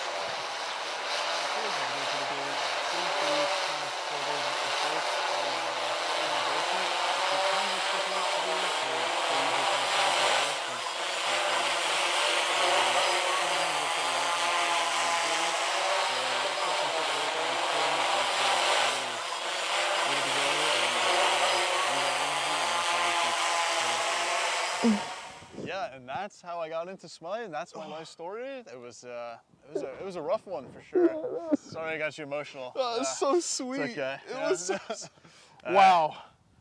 This is it. This is gonna change the whole interview game. Yeah. Maybe It they're all was- drone it was interviews pretty from now good. on. Yeah, That's, yeah. It was pretty good. Appreciate Yeah. your time, man. Yeah, of course. Thank you. Yeah. Brings a tear to my eye hearing just how Venenu got into the SPL, how he got his SMITE career kicked off, and I never knew all that much about Ven. He really about his spilled mom, his guts out he there. really opened up. That's Man, crazy. it is wild just how much Venenu has gone through to get to where he is now and where the Highland Ravens are. Unfortunately, they have lost game number 1 up against the Oni Warriors. Oni Warriors, even though they faltered a little bit in the early game, were able to bring things back together. And really, Charlie, I felt like, again, the kind of scrappier nature of this Oni Warriors composition, this pick-oriented style of comp, was working well just because the Ravens kept stepping into the jungle. They kept stepping out of position to be able to be grabbed by Panitom on this Fenrir to set things up. Yep, it did just seem like the Oni Warriors played their style of SMITE. Besides the Highland Ravens getting active early in the duo lane, BaRRaCCuDDa was able to find some kills, but it just seems like the Oni Warriors, there was a lot of questions being asked and not many answers. The Aphrodite, died a bit early on, but was a menace just to keep the team alive. And of course, Pegon on the Hebo, who would have guessed, was able to confirm a lot of those kills. And you highlighted Panitom, 3-7 or 3-1-7. Those 7 assists do start to add up. He was in the right place at the right time, setting up for his squad. It is just an annoying composition to try and deal with. Panitom didn't even do 7,000 player damage. Well, because he was just doing a lot of picking True, up. he was just jumping in. He was building a bit tankier. He was being a good boy. He was being a good boy. He was picking and up he was the and best dropping. boy because he played fetch and brought them right to where the team wanted them. And that was in Pegon and Netrioid's hands. 30,000 player damage by Pegon, 6-1-6, a 307 for Netrioid to close this game out. And the Oni Warriors stamp their game number 1 of this best of 3 set. But now it's up to the Highland Ravens to make their adaptations. And this is typically where this kind of a team really kind of finds that next step up, being able to kind of build up of game number 1 and say, okay, we figure out what was bad for us. Probably in this case, not letting the Aphrodite through, maybe not letting the Hebo through would be another option just because of how flexible that pick is, but also just for really how good Pegon has been on this Hebo selection. Yep, I wouldn't be surprised if that was the first place they looked, but in favor of the Ravens. It does seem that the Oni Warriors like to troll in Game 2. I don't know if that's just their play style, but the picks and bans get a little wacky in Game number 2, and if that's the case, the Highland Ravens should look for this moment to strike. So we'll have to see if that's what they go for. We'll see if the Ravens can strike back in Game number 2 as we jump into the picks and bans for the Oni Warriors and the Highland Ravens. You're right to highlight. I mean, every time the Oni Warriors get that Game number 1 win, they have a little bit of fun in Game number 2, as they would say, maybe a little bit of trolling, maybe a little disrespect. But if the Oni Warriors want to seal the deal against the Ravens, this is not a team that you want to have a little too much fun up against, because this is a very tenured team in the Highland Ravens. The first couple of bans, Hell and Umoja, both get taken away. No surprise there after the performance that Hurriwind had last week on this Umoja selection. Would not be surprised if that god never got back into his hands again. Aphrodite seemed to have been a bit of an issue for the Ravens in Game 1, so they'll ban that one away from the Oni Warriors, as well as the Nox. That's been so pivotal for not just Jake, but also for Hurriwind. Yep. Sports getting a ton of ban presence so far in the top 4. There are 2 more spots left, though. I don't think the Fenrir is anything that's going to be taken away. Panitom had a great performance just setting up for his team, but, you know, the Hebo, still something that could be dealt with, trying to be taken away or grabbed here by the Highland Ravens. And I'm curious to see what Ven goes to. The Merlin wasn't doing it for me. It takes a little bit too long to get online. I think that Ven likes to make these clutch rotations. His playstyle as of recent has been a lot of mobility. It seems like he's playing as a pseudo jungler. Clear the wave, go left, clear the wave, go right, and that's where the Ravens are able to grab their leads. Merlin just takes too long to clear the wave early, right? He's not an early slanted mage. He gets so much stronger at like three items in, but when you're that far behind, you can't really step up. You walk into the jungle, you get, you know, 1v1 by the jungle, that sort of thing. So could be the call, but the Highland Ravens are going to focus on that Horus pick. And the Oni Warriors have 1 more ban to go. I'm curious what they're worried about, because the Highland Ravens are in first pick. The Marty is not something that the Ravens have went to, but still could be. Maybe Ven's got a pocket Marty that he hasn't brought out yet. Maybe so. I mean, we had the mids here in studio just yesterday talk about maybe with some of the nerfs, the core damage items of some of the mages. You might be seeing some more of those ability hunters come back with how maybe little that we saw focused over towards Martikros. Maybe a selection there. But for now, with a Circuit ban, it will be Vamana as the first pick for the Highland Ravens. Maybe not the one I would have expected, but certainly with the flexibility of this god between the jungle and also over in the solo lane as well, leaves a little bit of openness for this Ravens draft first out. At least the Hebo for the Oni Warriors, no surprise to see them go right back to this pick. Yep, you call it. Not the pick you would have expected, the Vamana, but it looks like the Highland Ravens are holding on to the ambiguity of the draft. Could be solo more often than not, has been going over towards jungle. And the Hebo Cern grabbed immediately there for the Oni Warriors, so putting no sort of presence over towards Marty are the Warriors, at least for now. Pegon probably taking that pick back, but every time it's locked in, we have to adjust that it could go over to jungle. Panitom could just say, I actually want to play the Hebo. That is still a possibility, so we'll hold on to the ambiguity of that pick as well, as the Highland Ravens need to decide their top 2 here to pair with the Vamana. If you are going with Vamana jungle, you usually want some late game damage, because Vamana, you can't trust him to be your initiator. You can't trust him to finish off those kills unless you are ahead, or the Vamana in particular is ahead. Once these carries get online, once Hebo gets some burst and Cern gets some crit, Vamana can't just Colossal Fury in the backline, especially if he's building full crit, especially if he's full damage. You are going to get out traded. So I'm thinking the Ravens need to diversify their damage a little bit, maybe some range, and it looks like sending that one over to Haddix, and actually just gonna lock in a Pele for Scream. That's different. Take back what I said about the Vamana. You don't have to build crit anymore. You're usually going for a little bit of auto attack damage, but mostly just full tank annoyance there for the Vamana. Yeah, typically, like Golden Blade in first item, build your defenses. We've seen kind of a hasten sometimes round out the build, but can really go anywhere. We'll have to see how at least Haddix decides to build this Vamana. But Pele Thoth for the Highland Ravens on their top 3. Guan Yu to round out the draft for the Oni Warriors. So some sustain from the solo once more for SOT. Venenu going back on one of these wackier picks that really only he's playing at the moment. Not many other players in the League of Legends. In fact, I don't think any other player has played Thoth just yet.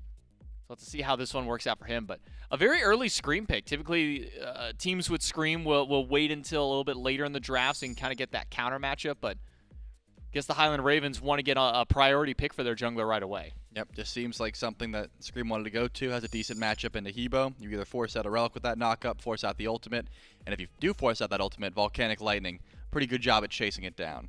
But as any matchup that is good into Hebo, if he gets online, he just, knocks you up, ults you, you're dead. So you got to make sure to try and keep him in check. I am curious about where the Oni Warriors decide to go. Bans, the Fenrir is a good look. Daji, also something that has a great time into Thoth specifically. We'll have to see if that's something the Highland Ravens are worried about for Ven.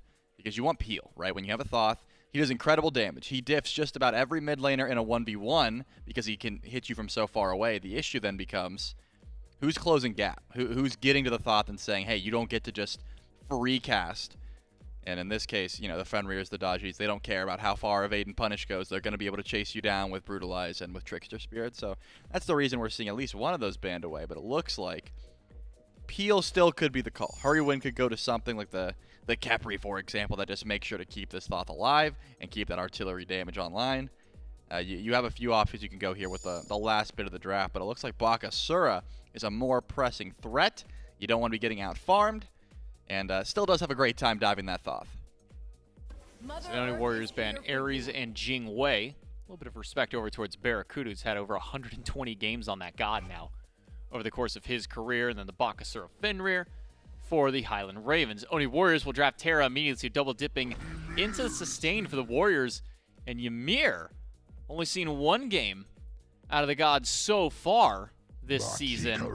And then Marty out of the duo lane this time for the Highland Ravens. I mean, when we talked to Big Man Tings at one point, he was saying he was surprised at how little Marticross is being played in the mid lane. Haven't seen as much success out of Marty whenever he is being picked up for the duo lane.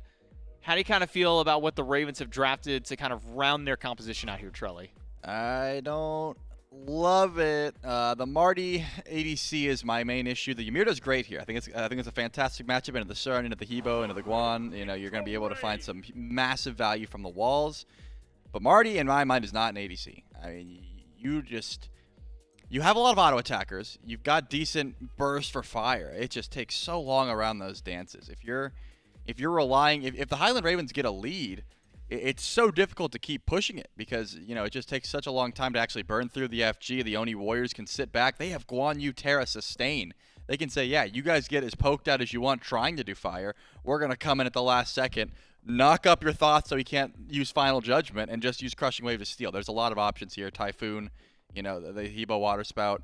It just seems like the Highland Ravens need to absolutely win out early, or they're going to be playing extremely defensive just because of the lack of actual shred towards that Fire Giant. But I did highlight, you've got Vamana, you've got Pele, you've got Marty. You have some auto attackers that can help alleviate some of that pressure.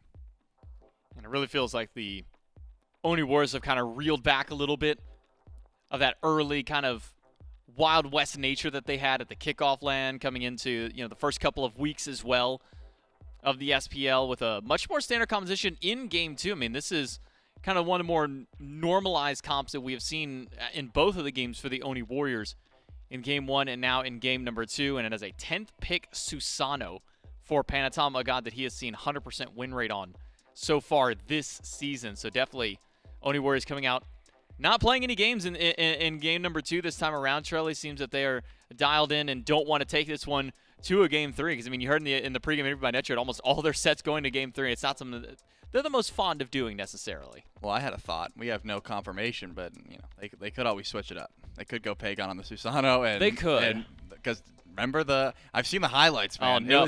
It was against a Thoth. Oh, it was against Venenu. It was Ben on Thoth when Pegon was no. on Susano. So that could also be a counter.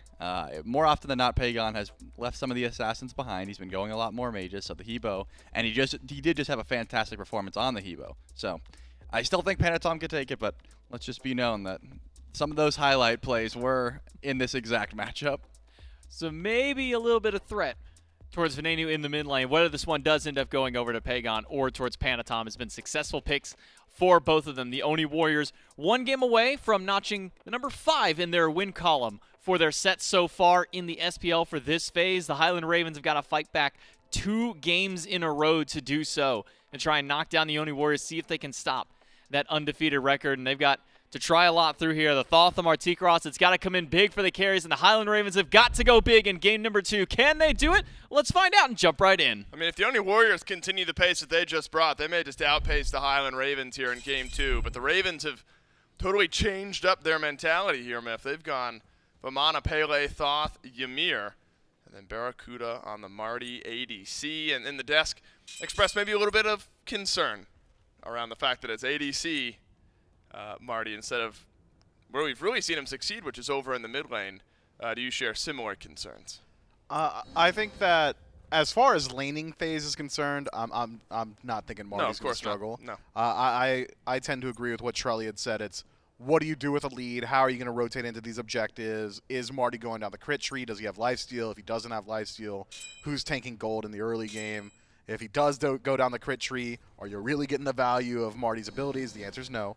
So you have to go this ability build, which means you're not getting crit, which means you're not burning objectives, which could make it a bit more difficult come 15, 20 minutes once we're looking at Fire Giants, once we're looking at contested Gold Furies or contested Pyromancers. That's not to say that it can't work. It's just it almost necessitates, Marty that is, grabbing a pick before the fight or grabbing maybe a little bit more of a significant advantage, whereas a standard crit hunter, there are scenarios, although not often, but there are scenarios where it's a 5-on-5 stack, but you feel confident enough to pull the objective. I don't necessarily see that with a Marty. I think one thing the Ravens really struggled with, Myth, was the double healer style of composition that the Oni Warriors had in Game 1. It was Guan Yu plus Aphrodite. I mean, it's a bit different healing now, but you still got a Terra and a Guan Yu. And a rare level 2 gank over to Solo lane is what Scream's thinking about. He's there, but Sod dodges out the last bit of damage and He's got to be actually dead. looks like He's gotta be SOT alive. will be okay. Normally jungle right to mid at level 2, but Sot lives this time. And he'll make his way beneath the tier 1 for some safety. And now it's Panitom up against Scream in the jungle. Panitom probably does not have the damage to take this trade. Fortunately for him, Scream, no point in the knockup just yet. SOT playing with fire, though. I don't like how far up he is. He's still here. Yeah, Scream's nearby. No blink, Yeah, though. but so is Panitom. This is going to be a battle over in the solo lane. Oh Sot my dashes God. through, puts Panitom on the front foot, but it's Scream who gets the first kill. It's immediately answered back by Panitom. So a small win over to the Highland Ravens, who are technically able to get first blood. Yeah, I thought that was such a nice try from SOT to facilitate first blood going one way or the other.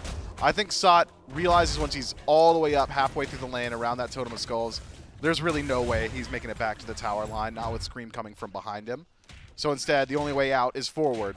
Has to go through Haddix, just not quite enough damage to burn through all that HP on the Vamana, not this early on.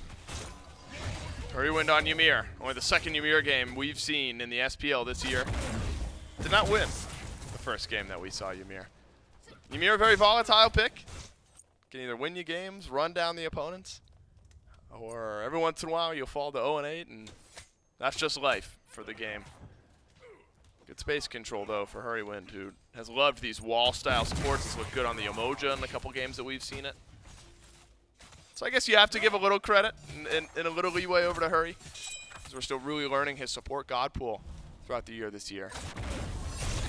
As him and BaRRa felt okay in the early portion of this laning phase, but really both junglers not really paying any mind over to the dual lane. Both Scream and Panitom hovering right over in solo once again. The blue buff respawning here shortly. Could be another fight, but Sot has done a great job of poking out Haddix. And Haddix does not have teleport. So yeah, you might just have to give this one up. Blue buff still stands. Will get confirmed eventually by Panitom. Man, that's tough for Scream. Makes the rotation, try and buy some time. Haddix can't come through too low, has an entire minion wave in his base, and now he's going to walk out of base to look at the corpse of his speed buff.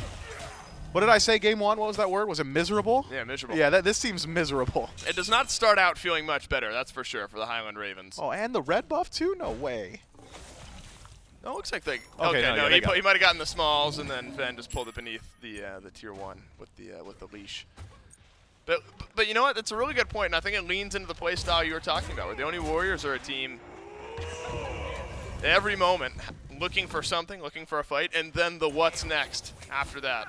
Always want every bit of juice out of the orange. The Warriors are making it work here so far. Soul Eater maybe first for Scream. Haven't seen much of this item, but suppose synergizes well with what you're trying to do on Pele. Yeah, Soul Eater has been the bread and butter for Pele for a very long time. Being able to sustain a bit through all your damage, that 1-for-1 play style that Pele is so good at. This can turn it into a 2-for-1, especially if you get a lead. Volcanic Lightning, just really strong with Soul Eater. But it's a similar conversation we had earlier about Sun Wukong on the desk. Is this a Soul Eater meta? Is Soul Eater at the strongest state it's ever been in? No. Is it the weakest? No to that as well. So it's more so about finding value on your own. Play on field going to be the difference maker here, I think, for Scream. It's going to be difficult, though, because of the nature of the damage that the Oni Warriors are bringing. Scream can go in and heal plenty, but that's only so long as he's outputting damage, and return CC's there. Oh, he's dealing plenty of damage to Pegon. Scream plus Ven equals kill. Now Hebo, who's fallen. And look, that's something the Highland Ravens didn't do a lot of in game 1. Slow down Pegon. That's Scream knowing his power curve perfectly, and Ven with final judgment there, a good bit of burst on the back end. And the Thoth and the Hebo matchup is very favorable for Thoth. You need to get point blank on Hebo. To the minion wave, to the Thoth himself if you want to return damage. Very low range god for Pegon out of mid, whereas Thoth is the god of range. You can clear those waves from a very safe distance or put poke into the Hebo, and any bit of poke makes it easier for your jungler to rotate through. It's probably why Charlie had thought there was potential for the Susano to go towards mid. It's just a much better matchup for Susano and a Thoth, as he's got an easier time closing up that gap. But considering Pegon's 0-1 on respawn and immediately walks through his wave to go invade, I'm not thinking Pegon's feeling all that pressed. No, it feels like Pegon's always got his mind turning and figuring out what the next best thing to go do is. And right now it's lose a little farm and take a little farm on the other side. Now the Highland Ravens were able to stabilize game 1 pretty effectively. It was really mid-game, really I guess at what, that 4 for 1 or 4 for none over in mid, where the Warriors really blew the doors off of game 1. So it wasn't like the Ravens were completely run out of the stadium in the first 10-15 minutes of the first game.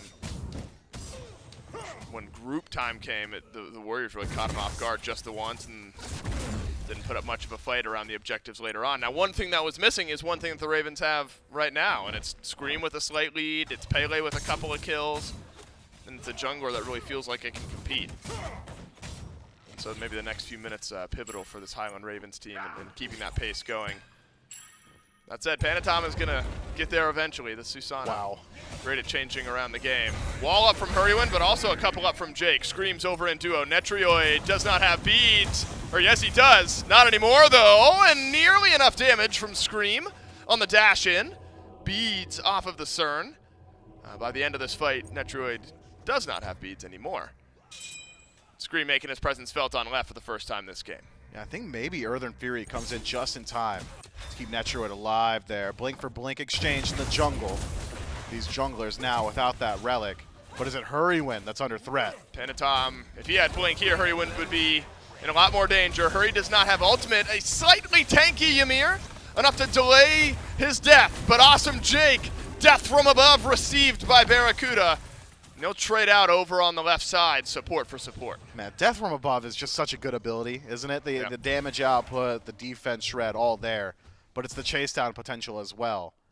If that's maybe just about any other hunter, Jake might have been able to make his way out or perhaps drag the Highland Ravens into an unfavorable position. But because BaRRaCCuDDa holds onto that ultimate so well, he's able to turn things around. And that's only becoming more powerful now that he's finished up this Transcendence, starting to work on some of those stacks.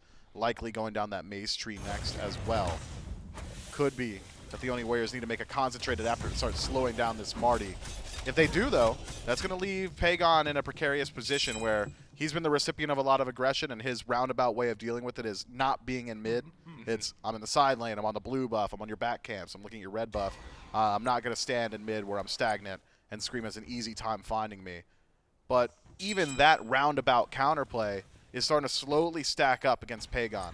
A lot of his waves have been going into this tower. A lot of this gold has been lost out. At least 2 minions in the last 3 waves lost to that tower. And that experience now is starting to favor Ven. Ven right around the 600 XP per minute. Pegon about 50 behind. That's good for maybe half a level, depending on when Pegon's going to hit that level 10 mark. And this is great for Ven, who has found a lot of success on a lot of different mid laners so far this year. Loves these control style mages. This one more artillery style if you're looking at Thoth. It's a style of pick Ven has made work for the Highland Ravens this year, and it's made them such a difficult team to deal with. You wondered how Ven and BaRRa would look, changing up their teammates a bit. You lose Lasbra, but you gain Scream in the jungle. Really, space control hasn't been much of a concern for the Highland Ravens over the course of Season 10 so far. Getting to Venenu. Ends up being a big concern point for the Oni Warriors. A couple walls exchanged here. Hurriwind sends one up. So to Awesome Jake. And it's just a wild hunt from Netrioid to really disengage the fight. Yeah, get used to seeing that from Hurriwind, by the way. Everybody on the Oni Warriors, easy to lock down in these jungle fights. Those walls so disruptive, no standard leaps for the Chaos side. Panitom teleported through it? Oh, he goes through the ultimate! Doesn't matter. The play, it's beautiful, but the play does not pay off. Goes over the ultimate, I guess through from Ven. But unfortunately, too many members of the Highland Ravens on the other side, and that's the 4th kill of the game for the Ravens. A smart rotation from Haddix as well to make sure that there was no escape path for Panitom. But this was the issue in game 1 where the Highland Ravens maybe got some kills early. Where do they go next? What's the question you ask after? There isn't one. A rotation from Haddix doesn't net him a whole lot. And in fact, it's the Oni Warriors asking the question, yo, Haddix went back to lane, I know it. Is he ready to get back to this Gold Fury? I don't think so. And Ven does not have Final Judgment. Scream does not have Ultimate, and Pegon uses his on the Gold Fury. Small moment that nets 800 or so gold of a lead for the Oni Warriors. It's the what's next question that the Oni Warriors are so good at asking, and the Ravens, I don't know, maybe you don't feel like the burn is quite there. BaRRa's stacking up his Transcendence. Ven's got some flat pen online. But man, the Warriors, again, just so good at playing every ounce of this map.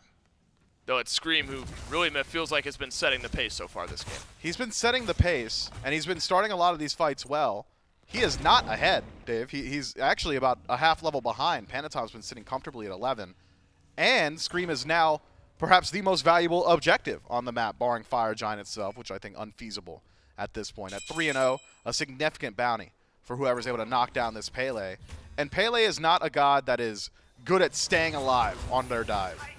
Then dove by Panitom, Typhoon, dash in enough. The last tower shot didn't get him, but Scream sure will. 4th of the game for the Pele. This Oni Warriors team playing aggressively beneath a tier 2 tower. You gotta know death lurks anywhere when you're that far in the enemy side of the map. This time Death's name is Scream. 4-0-1, could be 5. Awesome Jake falls prey. Good initial lockdown from Hurriwind onto the Terra. Awesome Jake will scurry away from this fight. A-okay. That's a good counter punch from the Highland Ravens. I think that is a value trade for the Oni Warriors. You've eliminated Ven, who had a pretty significant lead, let's call it an entire level over Pegon, and still does have that level lead through the respawn timer. So you trade out Panitom for Ven. Panitom's been even or ahead up against Scream, whose bounty has now been pushed even further ahead with an additional kill notched on his belt. Now 4-0 on the Pele. Eventually Scream's going to have to die. That's just the nature of Pele and how she plays in the team fight.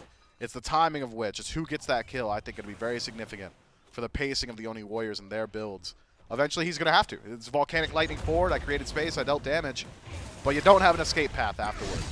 Wow, it's a fight over in the jungle. After a double freeze from Hurriwind, I wouldn't say it would save his life. There wasn't that much damage through. This could be a big fight. Pyromancer. Good wall. Down beneath half HP. Great wall.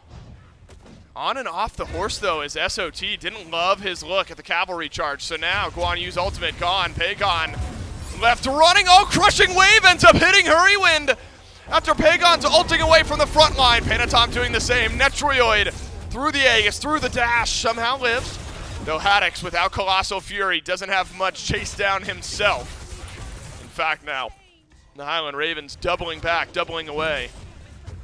This is a favorable trade, 2-for-1 for the Oni Warriors. Exactly what I was talking about, Dave. Eventually, Scream's going to have to die. That's right. Because he has to get involved in these fights. He has to make his way into the back line. He has to hit the priority targets. Unfortunately, he lands into a Typhoon this time, and the kill does go to Panitom, which should have pushed his gold pretty significantly, at least to match up with what Scream had with all those kills himself, or even potentially a little bit further ahead. Net worth reveals it's slightly ahead now for Panitom out of the jungle. And this Susano has been an issue. The Oni Warriors' pace has been an issue. Pyromancer belongs to them, and another objective now lost, the Highland Ravens. Best they can hope for is a tier 1 tower here. That's what their hope is, and that's what they'll get. There's always this threat of the Oni Warriors going back in, initiating on you when you least expect it. The next fight that looms, Primal Fury. Ravens quickly here Haddix still over on the right side, but has teleport. SOT does not Pegon on right. have teleport. Might be the easiest objective pull you'll see the Highland Ravens get. Normally it's the Oni Warriors so quick to group around these Furies, around these objectives. But not an insta-pull from the Ravens. Just that threat of the Oni Warriors enough. That's the difference right there. The Oni Warriors are pulling that and saying, are you ready to defend? Show us that you can do it. Show me the answer. Give me your proofs. The Highland Ravens don't demand that. They show presence and aren't quite willing to generate that threat. This hesitation has allowed now Pegon to come all the way back from the right side of the map, get back and left, regroup with his team. SOT, who didn't have the teleport, doesn't matter. He's been able to walk over. He's been given so much time because the Highland Ravens are just hovering around this Fury. No questions asked. No pool has happened just yet. They're just spinning their wheels, and the Oni Warriors are fine with it. They had already taken the win on the right. SOT has been able to rotate over towards left now. The walls from Hurriwind have been aplenty, and they've caught out targets once or twice. BaRRa chunked a bit by Pegon, who does not take any damage in exchange. Watch this. Look at this rotation. You're right. Highland Ravens up and fold through back. the Fury pits. The Oni Warriors able to read it effectively. Still a couple members of the Oni Warriors who are not here. It's SOT rotating out of mid. It's Awesome Jake, who has been stunned by Hurriwind on the opening threat of this fight. Panitom is going to loop, I thought, wide and around. Pegon's got to leave the engagement, though. Scream now tower diving the tier 1 on left. But there's enough disengage. Awesome Jake wants to turn this fight around. Final Judgment canceled as Panitom has found the back line, but Ven will live for now. Hurriwind won't. Now Sot hops on the horse, and he'll find a stun and a set of beads off BaRRaCCuDDa and Ven. The walls are up and together from Awesome Jake, and now it's Haddix's time. Haddix, Colossal Fury looks pretty good until the damage starts coming back his way. Has to play smart here. Doesn't have the time to do it. Netrioid knocks him down. And Dave, this is all because the Highland Ravens over the last minute spend the entire time sitting in the Gold Fury pit saying, you better watch out. I'm winding up this punch. It's coming any second now. I'm going to sock you right in the mouth. And the only way to say, okay, do it. We're ready. I've been watching you swing for a full minute. Nothing connects. The Highland Ravens, overzealous on their chase, dive into the tier 1 and get immediately turned on. I'm sorry, BaRRa. Without death from above, it'll be death on the ground instead. Panitom another 4-2-4 on the Susano. After what was a much slower start than what Scream had. Scream was 4-0 at one point in this game, remember? And that has been stuffed by the Oni Warriors. In the margin just starting to grow a bit here, Myth. That 4,000 mark, you know, we were there 10, 15 minutes into game 1. We're there at the 17-minute mark here in game 2. Where you wonder if the Oni Warriors just have enough now. Do they just have enough to walk down? BaRRa's still dead for 5. So how impactful is that kill on the BaRRaCCuDDa? That's the question. Big chunk of damage. Hurriwind in behind. Final Judgment hits Panitom, but actually maybe not as much as Ven would have hoped. Tier 1, Tier 2, and out for the Oni Warriors, but a fight in mid. Scream will get a clean 1v1 over Pegon. That was needed. Just a breath for the Highland Ravens to have some type of advantage on the map. Got to be able to do something with it. Pegon's gone for 30 seconds. Pyromancer will be up in that time. 3 seconds until that respawns. If the Highland Ravens can regroup, jump onto that objective, it's not a massive win, but it removes something from the Oni Warriors. It stops them from doing it, which I think is just as valuable. This has been the issue. What do you do after the pick? What can you do with that time? The Highland Ravens, they're grouped up first. Pyromancer's pulled. The Oni Warriors likely will not show up to this one, so I like this from the Ravens. Get something after the pick, take something away from the Warriors, put a bomb in your pocket, and all of a sudden, now you've got an opportunity with another pick to run down a tower or potentially look towards the fire. Man, the Warriors are just relentless, aren't they? The Ravens have numbers on map, but not on right, because BaRRaCCuDDa is pushing down the tier 1 on the left. The Warriors will do the same over in mid. Awesome Jake puts up a pillar, and Scream pulled back by Panitom. Typhoon should seal the deal, and it does, but it's a blink back forward from Haddix. That's Final Judgment from Ven that flies through the fight. Awesome Jake caught out in the jungle. One last dash and a second secures his escape, but maybe still more if the Highland Ravens are able to chase it down. So Tower's really getting traded all over the map right now, and Junglers traded over in the jungle. I love what we saw from Haddix there. It's pretty often Vimanas are only really finding impact in the ultimate. There, it's a blink forward from Haddix immediately into the dash to close gap and potentially find that knock-up to secure Scream's escape. Unfortunately, it doesn't pan out for him, but the vision was there. deserves every bit of praise, rather, for even attempting it. The Oni Warriors, though, in a 1-for-1 trade, continue their pressure, this time on right. Netrioid don't lie, and that's where the push is. Wherever this Cern has grouped up, and now with SOT, maybe it's Bastion, maybe it's a tier 1, but Hurriwind's rotation should slow it down. SOT, Heart Ward, sensing a lot of this damage. Be rolling out of the Thoth. You're right, Bastions are there. It's a Gold Fury in the next 45 seconds, which always feels nice to get, but maybe not something you're trying to throw a team's life away from or for. Especially when the Fire Giant can get burnt. There's only one Runic Bomb on the map. Hurriwind's got it. You wonder if that does give some pause, though, to the Oni Warriors, sensing that there is a little bit of extra burst from Ven, a little bit of extra burst from Hurriwind, but you've got Crushing Wave on your side. But I don't know, Myth. I don't know if we haven't seen way too many like coin flippy type Fire Giants. Oni Warriors, though, really at risk of just pulling it at any moment, it feels like. This is a team that groups quickly, swiftly, and will catch you off guard. Yeah, Pegon is deep in the enemy jungle right now. Concerned about his positioning, but has backed himself up. The Highland Ravens, this is the portion of the game where you're really going to see the value from Ven. What's happening right now, this poke from what feels like the entire map's distance away, that's going to be a thorn in the side of the Oni Warriors. They've got Sustain. You're going to get it from SOT, you're going to get it from Jake, but it's not that burst of healing like an Aphrodite had in the last one. And Ven, having the Divine Ruin, should be able to keep that poke sticking to them, should be able to mitigate a good deal of that sustain on the side of the Warriors. Ven is the major keystone to success here. Yep. He is all important to the Highland Ravens team fight. He's their poke from range, he's their kill secure, he's their objective secure, and he's the dive target for the Oni Warriors. If the Highland Ravens, and specifically Hurriwind, can keep Ven alive, Scream's not going to have too many eyes on him. For the most part, should be allowed to get into that backline pretty easily, just by the threat generated by Ven existing on map. BaRRaCCuDDa as well, likely going to be a part of that peel duty. Just make sure Ven doesn't have to operate on his own. I think very important now for the Highland Ravens to play through him. Oni Warriors, though, they're never resting, Dave. Always asking something. Is there any vision over here on the Gold Fury? We're not going to drop a sentry. We're not going to check. We're just going to pull it. Yep. Netrioid gets it for free. Could be impactful. But again, still 4,500 or so gold. Tends to be enough for the Oni Warriors to feel comfortable. Granted, a 4,000 gold deficit may have the Oni Warriors still feeling comfortable. And at liberty to fight at any moment. Pegon a late Charon's coin, so won't build up any of those stacks just yet. Most of the stacking items that have been picked up, if not all of them, have already been there.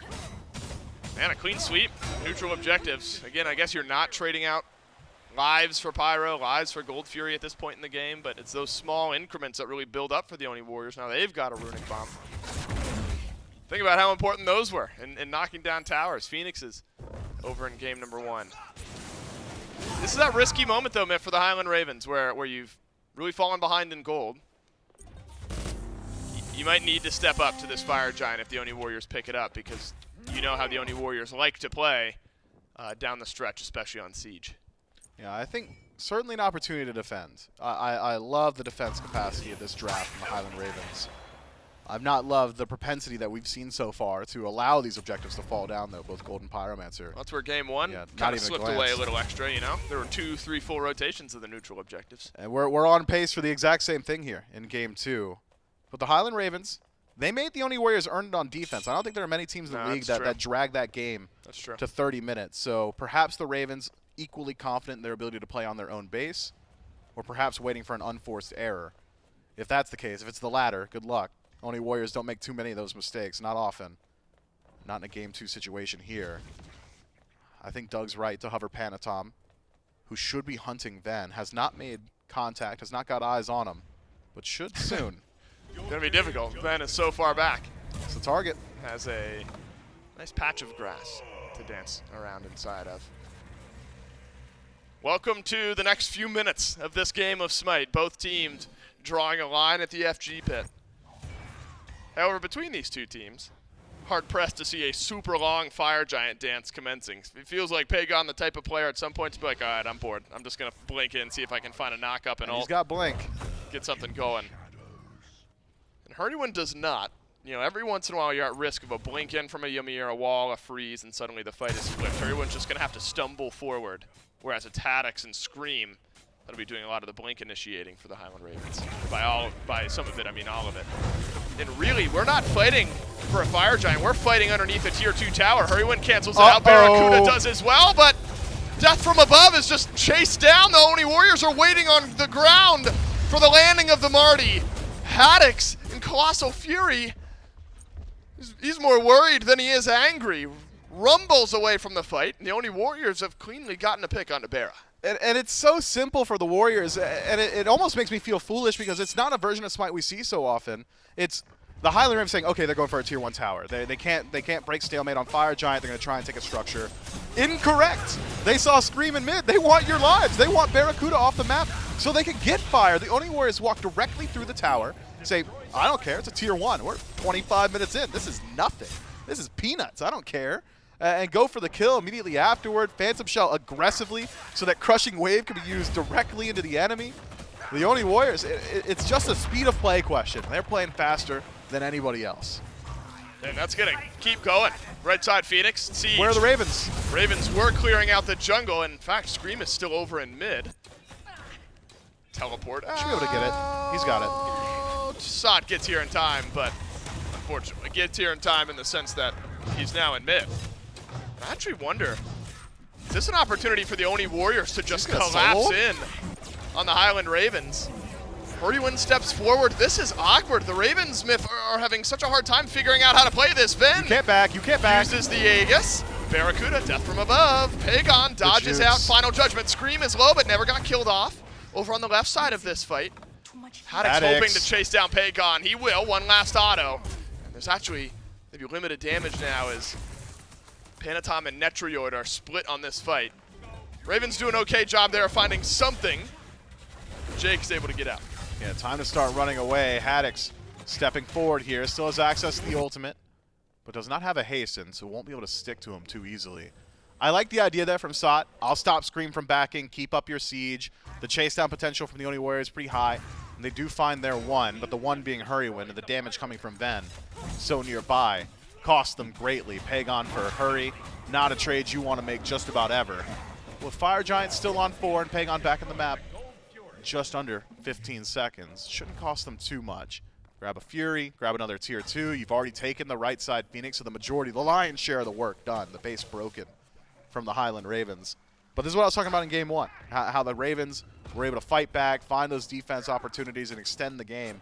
They've done so again. That pick on Pegon might just be enough to keep the rest of their birds alive. And because that right side bird had fallen so early into this Fire Giant play, it might just be back up in time for the next Fire Giant defense. You can now defend the wave simultaneously on right while contesting the Fire Giant, and you should only really have to deal with maybe 1 or 2 waves of enhanced minions while the Fire Giant is up. That said, this is the Oni Warriors we're talking about. So, you know, they will try to get every bit of this Fire Giant buff if they feel like they've got the opportunity. For now, it's 3 members over on left while the Highland Ravens will still hold their defense over in the mid lane. Scream's actually going for a bit of a roundabout gank, potentially. Sot channeling, canceling his back. You think Sot's worried? I don't think so. He's got a horse. Nah, something tells me he's feeling A-okay. And in development, though, the back's not going to get stopped because 3 members of the Oni Warriors were pushing down the left side Phoenix, and everyone from the Ravens outside of Scream backs and moves to defend their base. Yeah, I was wondering if we would see a slight siege on this mid lane Tier 2, but the Oni Warriors uninterested. Starting to reach the point in the game, though, Myth, we're full build, really close for most of the players. Panitom the first to hit it. Right after that, Haddix, SOT, just a bit further behind them. And this is going to be right on the edge of an enhanced and regular Fire Giant. In the game, the importance is going to change drastically maybe 45 seconds after this FG spawns. Yeah, we'll see. I doubt this Fire Giant goes down before being enhanced. No way. The Oni Warriors, even if they are given the opportunity, likely would just wait it out. The Highland Ravens will be able to show face as well, I believe. So defense potential, but it won't be easy. Look at vision on map. The Oni Warriors control the entirety of the right side. I mean, One Sentry Ward from Ven, able to get a little bit of space back, but so much of the map already belongs to Chaos that I don't think the Highland Ravens will be able to step forward without the Oni Warriors knowing literally every one of their positions. Fire Giant respawn, 30 seconds away from being enhanced. Neither side confident in their pool just yet. Only a couple more enhanced minion waves on right. It's Panitom who makes contact first. Scream! Whoa! Soloed over in solo lane! Despite the fight happening over by FG. An ejection handle ripped by the Highland Ravens. They immediately back away. I mean, that was your 5-2 jungler. He was full build. Now you've lost that. He was 4-0 earlier. He's gotten 1 kill and 3 deaths in that time span. Enhanced Fire Giant by the time it goes down. And maybe the Ravens feeling the weight of that potential. The Ravens will step forward, but Panitom over in mid. He'll rotate forward. Hurriwind, remember, cannot blink into this. Haddix can, but his blink will get reset. Haddix steps forward, but the Fire Giant's been reset. Instead, the Oni Warriors looking for the fight. Then channeling Final Judgment. You're right, Pegon's low. But Pegon's going to move back with the rest of the Oni Warriors. The Fire Giant will go down in time. Haddix was going to step forward, and no more kills will happen. The Oni Warriors get EFG. In the meantime, the right side Phoenix has respawned. It has. No more enhanced waves, so the Oni Warriors have to do it the old-fashioned way. Is an enhanced Fire Giant, though, so should be able. Old-fashioned way, what? Like walking up and downhill 5 miles in the snow to get to school? Yeah, that's right. Both ways uphill. It's awful. There was a rickety bridge. I thought I was going to lose a foot one time. That's how the Ravens might feel getting back into this game. Miserable. Miserable. Cold, scared, nervous. Saw dodges a lot. Netrioid sent out a wild hunt, maybe for some disengage. And Ven's doing so much. I was going to say, Ven is getting towards full build. Ven's got 26k damage. Next highest, 18,000. And that's BaRRaCCuDDa. So yeah, poke damage hasn't been an issue, but again, it's this double healer style comp. You got some sustain from Sot, some sustain from Jake. And it has just been difficult for the Highland Ravens to make that poke turn into kills and turn into objectives. At this point, for the Oni Warriors, haven't seen repeated attempts on Phoenixes or on Sieges up against Ven. I think it's got to be either a split push or a pick. Those are the two things that could really open up the door. Wherever Ven is, it just seems like the Oni Warriors are not going to see success on this siege. So if they can go for a 3-1 split, 3-1-1, or 3-2, or 4-1, any one of those to just split up the Highland Ravens, I think, going to be very valuable. The difficulty comes from the Marticaras as well. That Marty on defense, almost similar to a Merlin, not nearly as good, but similar levels of, hey, I'm going to throw out persistent damage on field that is going to deal with these minion waves very easily from a safe range. He could do that too, so that's why I bring up the 3-1-1 potential for the Oni Warriors. You really want Ven and BaRRaCCuDDa separated. For now, they are. BaRRaCCuDDa's over on left, though Ven can hover back and forth. Ven a bit far forward here. Luckily, there's no threat of pulling him back in. Haddix feels like he's got an opening, and he does. It's a crushing wave away from Pegon. Scream! Dashes forward and finishes off the kill. Now the Oni Warriors, without their mid laner, don't have much fight left. Highland Ravens, man, that is a small opening, but they found it. Pegon has not had a great game, 2-5. You can tell the Oni Warriors still fishing, hoping that someone from the Ravens overextends, but Ravens read it well. That's such a smart play from the Highland Ravens. Have Haddix in first, force the Crushing Wave defensively. Okay, yeah, Crushing Wave's done. Scream can get active. Blink forward, Volcanic Lightning for even further distance, and the chase down is there. And the damage output certainly there as well. The entire risk for Scream, if he wants to deal with Pegon, is Water Spout, Crushing Wave, I'm dead. There's not a lot of counterplay. You can pre-beads it, but the damage output will still be there, and it still happens incredibly fast. So having Haddix remove at least one layer of entropy, get that ultimate cooldown off, makes it so much easier for the jungler of the Highland Ravens to find his value. This Vamana has done a whole lot up until this point, and if he wants to win, the Highland Ravens want a win, he's going to have to continue doing a whole lot. You will. Those blinks, so impactful. I mean, look, you 3 or so seconds away from one another. You get a pretty clear picture of how that fight happened and how Pegon was maybe caught a bit off guard. Luckily for the Oni Warriors, the timing between that kill and the next EFG pretty small. However, in that time frame, builds have been completed. Hurriwind, just one item behind Awesome Jake. Other than that, we are equal across the board. Everyone's healthy in the relic department. Now about how the game gets played. Hurriwind, sure, a couple levels behind, but Well, the Ymir has been quiet. Has reached a point where could be feeling okay to set up a wall. Haddix on a solo mission here. He pulled back by Panitom. A little bit of poke out. Hurriwind sent aside as well. Ravens got to be careful. They don't have the Warriors don't have the same range advantage that you do with Ven, but they can pull you in if you step too far forward. And then when he steps too far forward, if Water Spout connects, you're accidentally stepping even further forward. So positioning paramount for the Highland Ravens. These little patches of grass that BaRRaCCuDDa is able to toss out. I wonder where they are. Yeah, they're significant. There's a couple of them around here. You don't necessarily know, not all the time. And if Ven's able to post up inside of them, that damage output is still significant. Hit 2 ticks of Hieroglyphic Assault, and that's just enough. Oh, this is awkward. Oh, it's awkward for Scream, and he agrees. So Panitom deletes the Pele. Oh, no. A double on the Typhoon. Oh, no. Oh, God. It's all gone sideways right at the end. The Oni Warriors, they'll catch the Ravens off guard. Oh, it's brutal. The Ravens are the ones with the grass, but it's the Oni Warriors with the D side. And it's the Oni Warriors still spotless. And the Oni Warriors winning game 2. I mean, that is just ridiculous. Pegon makes it happen.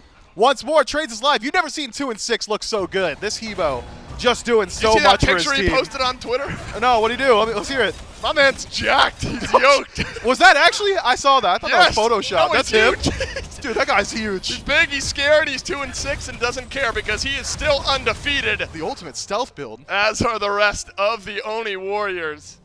Pegon claps his hands a bit. Man, this team, there's something special this year. We wondered if the kickoff tournament was flash in a pan, if the rest of the league would catch up. If they have not.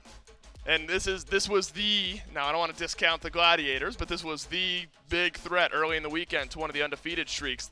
The Oni Warriors now move on to play the Gladiators later on this weekend.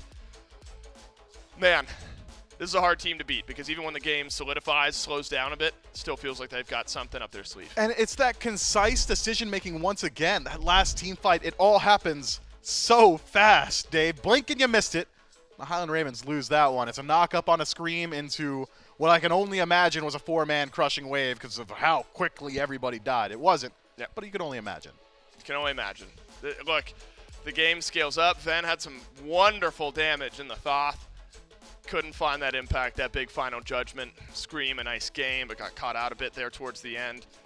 Oni Warriors keep finding a way to get it done. They will 2-0 the Highland Ravens, and their record will remain spotless. That's it from If and I, and the desk will break it down. The Oni Warriors win out in game number 2 and take the 2-0 over the Highland Ravens, and they keep up their undefeated streak. You can keep Pegon down, Trelly, but you cannot keep the entirety of this Oni Warriors team down because, I mean, Panitom, a little bit of a struggle through the early game, kept making the one-for-one trades, felt like it was going to be hard for them to really break through. But once we start getting around these objectives, that's where the Oni Warriors, maybe in the most surprising team of all the ones in the league, really worked on their objective play this set and really made it shine against the Ravens. Did seem like that. I think that Panitom was always having those wraparound plays that was super annoying to deal with. Scream had a fantastic game. The casters highlight Ven.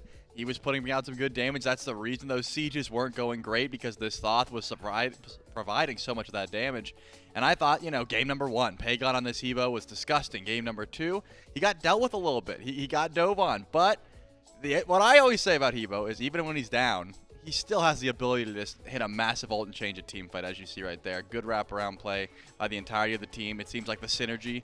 Every time we get to interview them, they talk about it. It just seems like their comms are so clear, so concise, because they just know, hey, we're going in, we're all going to hit our buttons, and we're just going to win. That seems to be the call. Yeah, and it really just feels like as long as you can get this Hebo to 20, 25 minutes and not be like 0-20 by that point, still have a few items online, it just seems that damage is almost always there for the Hebo. Pegon, a bit of a struggle, at least in the KD department in game number 2, but certainly no stranger to the damage output on this pick. Yeah, who cares about playing for KD, honestly? Like, unless you're a stats player, just you get the dub. You hit a big ultimate, you hit the dub, and I think that's all he cares about. Sometimes that's all you need is just that one crushing wave, that one highlight moment to turn a game around. The Oni Warriors do just that, and we've got Pegon the man standing right by with Dave for our post game. Pegon, I don't know how did you end? You were 2-6 at one point. I don't know what you ended in that game. I ended 2-6. You might have ended 2-6. Was that a strategy to avoid being interviewed? 2-6? Kind of. Well, actually, when I picked Hebo, I told my team it's an 0-8 type of game. But Tom's gonna like go off and carry us because they're just focusing me. Well, we were talking about that yesterday on the mid lane roundtable. How like sometimes people will load into a lobby and say something, and you just assume they're going to have a difficult game. So for you, do you just straight up tell your teammates, by the way, I'm going to go 2-6 this game? Yeah, like 4 counter picks, and then I start Blink, which I didn't use once this game. That's true. I didn't see. So actually, I mean, strategy-wise, is that something you see all these counter picks? Does your team adjust to that and realize it's just got to come from somewhere else in a game like that? Last fight, I said, guys, just man up, we got to go in. And I hit them, and we won. So, yeah. Yeah, fair enough. Look, you guys, you're undefeated still. The conversation was the kickoff tournament was incredible. Are they going to be able to maintain this pace? Was there ever a concern with you guys on maintaining what you established at that kickoff tournament? I mean, I think we're all super confident that we're going to keep winning. But I will say some of these sets are not as clean as we'd want them to be. But, we're still happy to get the wins. What are you now? Are you 5-0, 4-0, 5-0, something like that? 5. So you got, what, 2 more teams to run through all the teams in the SPL. Is that the goal? Beat everyone before you lose? Yeah, and then break, like, the longest win streak record or whatever.